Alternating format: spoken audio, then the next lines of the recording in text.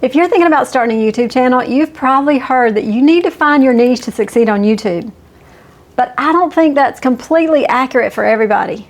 And I'm going to explain what I mean in a minute. But first I'm going to give you an example of something that happened to me this week to prove it to you. Actually, it happened yesterday. I was scrolling through my YouTube feed yesterday afternoon and I saw a woman talking about how to keep your hydrangeas from flopping over. Okay, I know that's very random.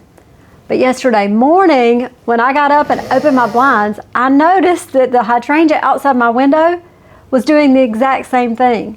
And do you think I watched her video? Absolutely I did, all the way to the end. And you know what? She's not a gardening influencer or YouTuber. She's a gardening coach and a consultant who uses YouTube to promote her business. I wasn't looking for somebody who talks about gardening in general. I mean, actually, I wasn't looking for her at all. She just popped up. I had a problem. She knew how to solve it. And that's what we often get wrong when we talk about finding your YouTube niche. You may not need a niche at all. You need a problem. And if you don't hear anything else I say today, please hear this. You need to figure out what problem you want to become known for solving. Hey, if you're new here, I'm Dee Dee, and after doing this exact same thing on my first channel of creating videos, I wanted to make doing what I like to do. But I realized that I wasn't solving a problem that anybody had. So I created this channel to help you start a YouTube channel for your business, not to be your business. So let's break this down. Most people start by asking, what do I want to make videos about? And that question sounds harmless, but it's really the wrong starting point because it's going to send you down a list of topics and things you're passionate about and ideas, and none of it really points to a real person who has a real problem. The better question you should ask yourself is, who has a problem that I already know how to solve?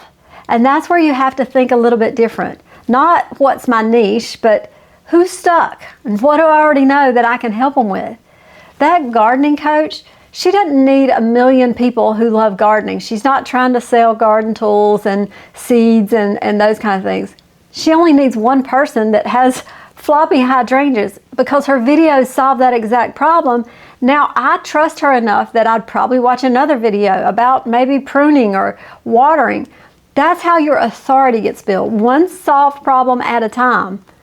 And if I was in the market for a gardening consultant, you know, somebody to maybe plan my garden, she's going to be on my list. Now let me give you another example. So let's say you spent 25 years working in HR. I mean, exciting, right?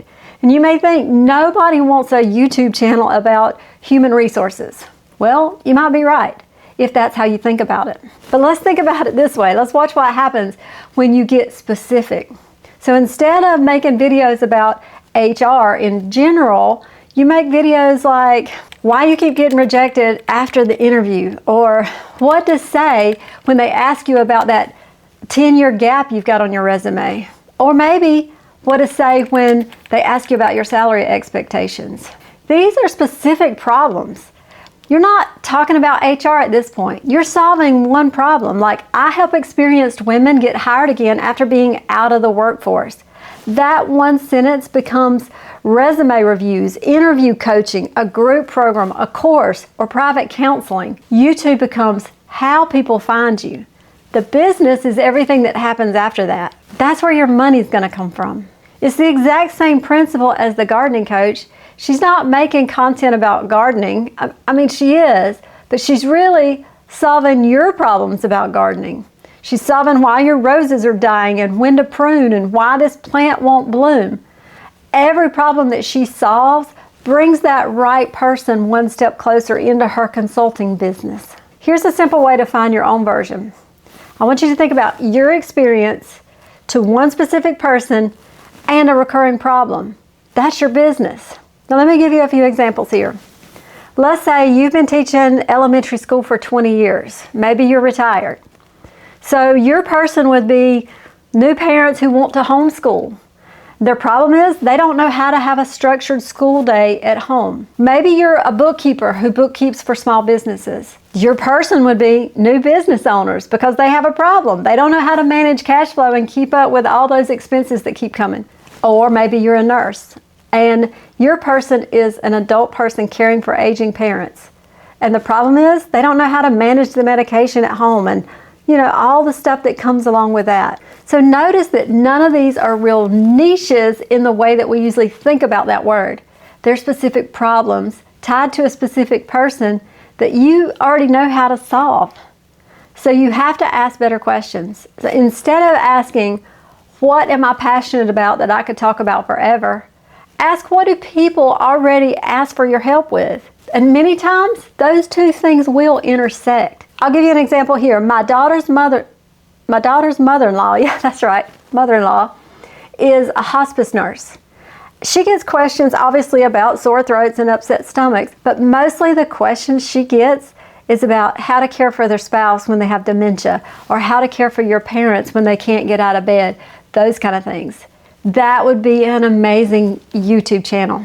She's answering specific questions every single day. And that's a real channel with a business tied to it. She could be a consultant. So ask yourself this other question. What problem would I be happy becoming known for solving? And if you're not sure, think back on some real conversations you've had recently. What do people always pull you aside for and ask? That's usually your answer here. It's probably sitting there and it's been there the whole time. You're probably either thinking, because you're too close to it, you're thinking, well, nobody wants to hear about that. Or you may be thinking, well, I've been doing that for a long time. That's boring. I don't want to go into that. But if you want to build a real business on YouTube, that's kind of how it works.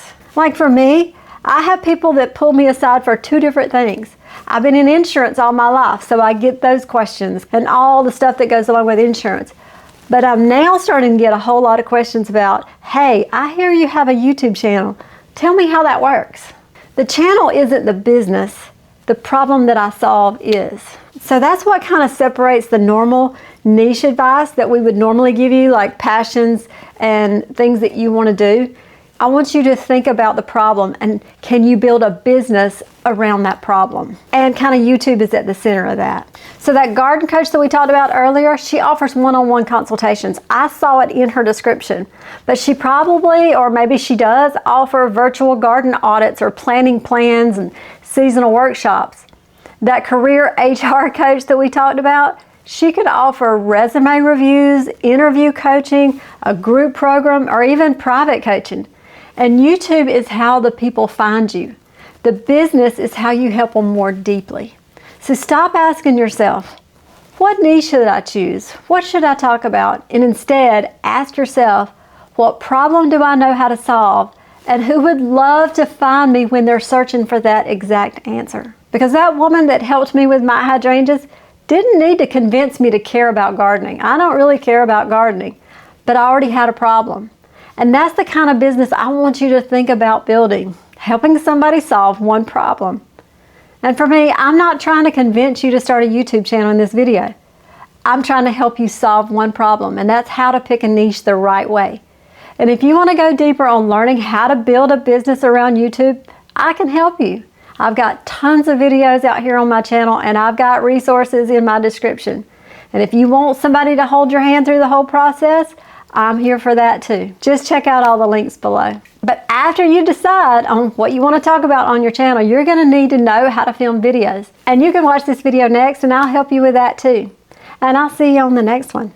Bye.